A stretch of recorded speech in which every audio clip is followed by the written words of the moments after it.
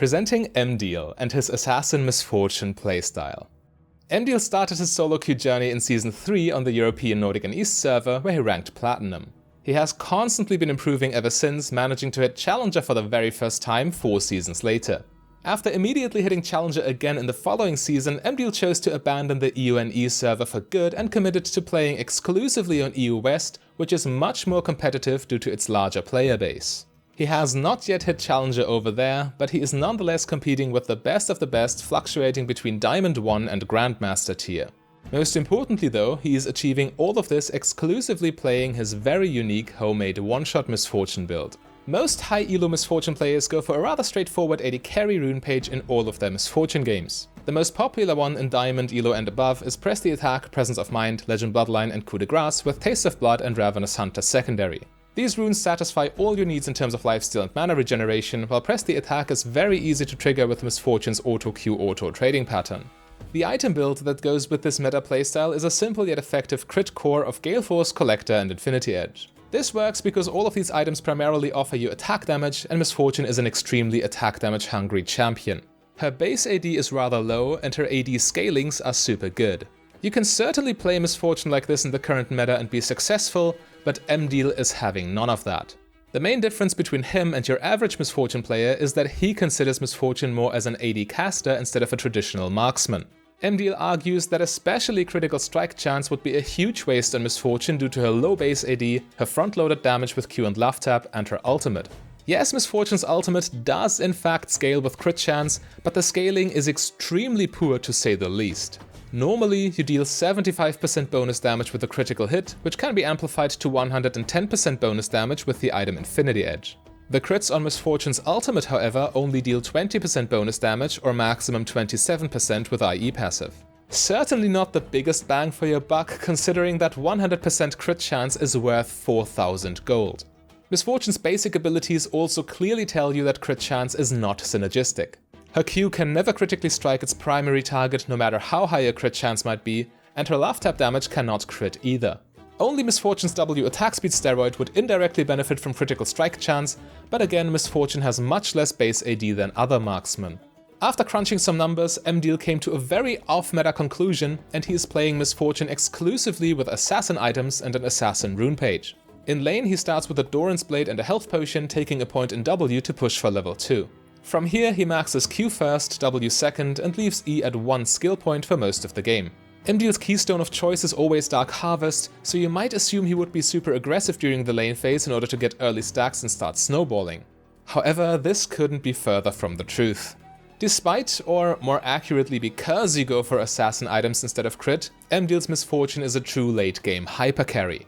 Emdiel can afford to play the lane phase safely and wait for good opportunities instead of forcing them, because he knows that should the game drag out, he will win no matter what. During those earlier stages of the game, you are simply looking to get as many minions as possible while trying to harass your opponent with Q whenever you can. Keep in mind that especially in higher elo, your enemies will walk forward when they think you want to Q a minion to avoid the bounce. Here, you simply Q them directly instead of the minion and then disengage. If you have enough time or your enemy is not in position to punish, Q plus 1 basic attack is your preferred trading pattern. How you play the lane, however, also largely depends on your support.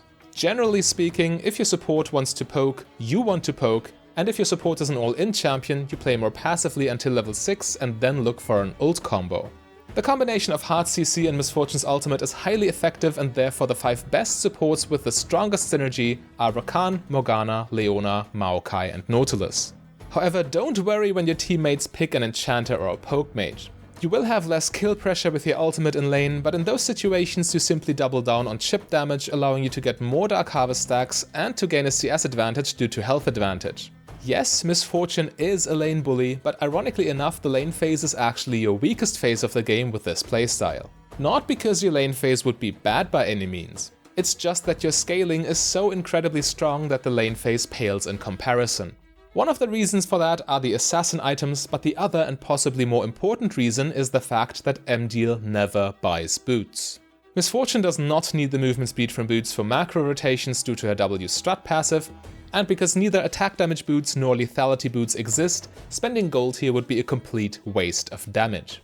Attack damage and lethality are the only stats Emdiel cares about, as your Q plus auto combo deals physical damage with effectively a 300% attack damage scaling due to Love Tap. Misfortune's ultimate also deals physical damage and has a 900% attack damage ratio at level 6 and a whooping 1200% attack damage ratio at level 16. By not buying boots and saving 1100 gold in the process, Emdiel gets the equivalent of 4 kills worth of gold that he can invest into more damage and lethality in the mid-game. He is effectively 4 kills ahead of his opponents without doing anything. The not so obvious downside to this strategy is that no boots Misfortune is actually surprisingly hard to play. Your positioning in fights and skirmishes must be on point, because losing your strat passive means you have no means of escape. It's do or die. You need to know exactly when to commit to a fight and when to run preemptively. You are extremely strong, but if you miscalculate, you are a sitting duck. On the surface, this playstyle makes it look like all you need to do is press Q and right-click, or press E and R to get a random pentakill. And to be completely honest, this is actually true. You need very little mechanical skill to execute this playstyle. The skill expression of Emdiel's Misfortune lies in your macro decision making. Only when you can get yourself into the position to actually cast your ultimate safely will you be able to get those one-shots. The margin for error is extremely small. More mobile AD carries, such as Ezreal or Lucian, can adjust their positioning as they go, but Assassin Misfortune cannot even run anymore when she merely takes minion aggro. Okay, so Emdiel doesn't buy boots and gets more damage that way, but which items do you actually need in your Assassin Misfortune games? In fact, the item build is another huge aspect of your skill expression, since Assassin Misfortune needs to tweak her build quite often to adapt to each individual matchup.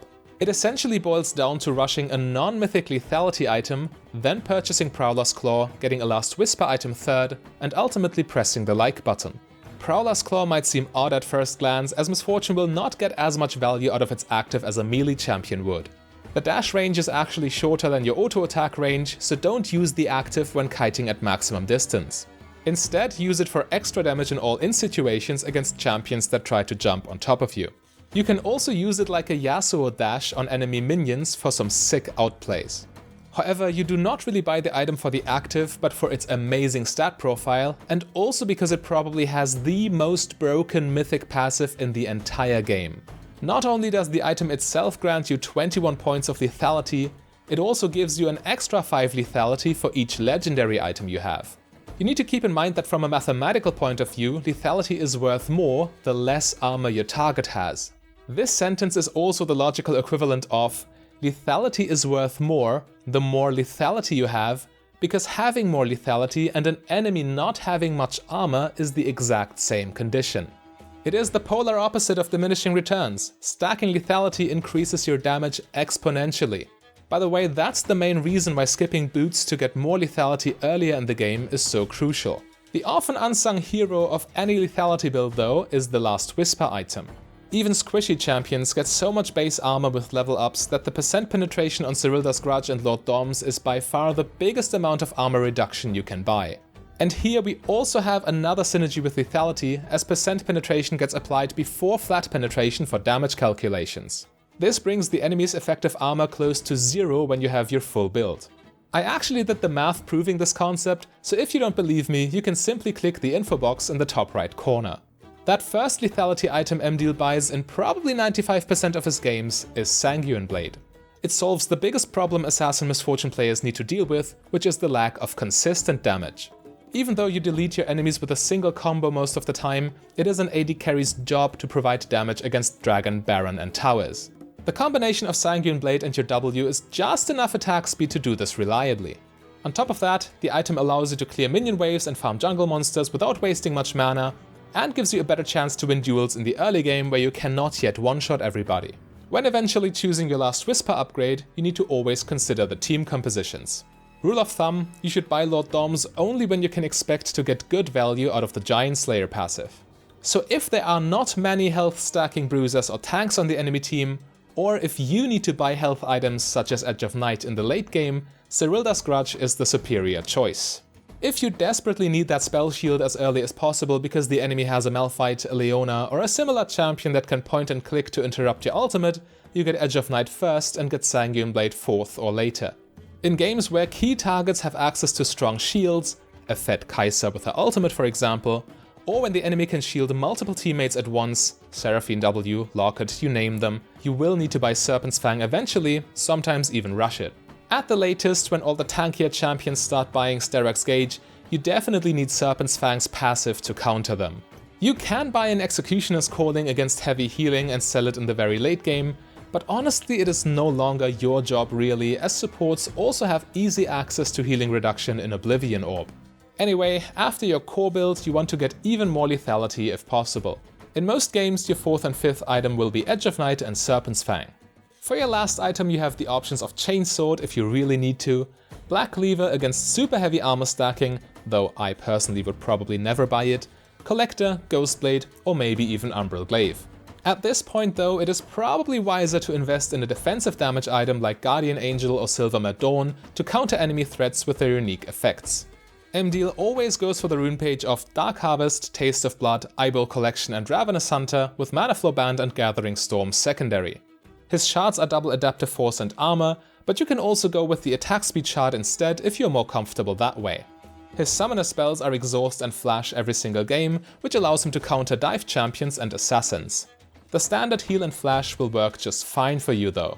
Now if you want to see the raw power of that build in action, click the link to the left, and if you want to learn about a crazy off-meta Senna playstyle, click the link to the right.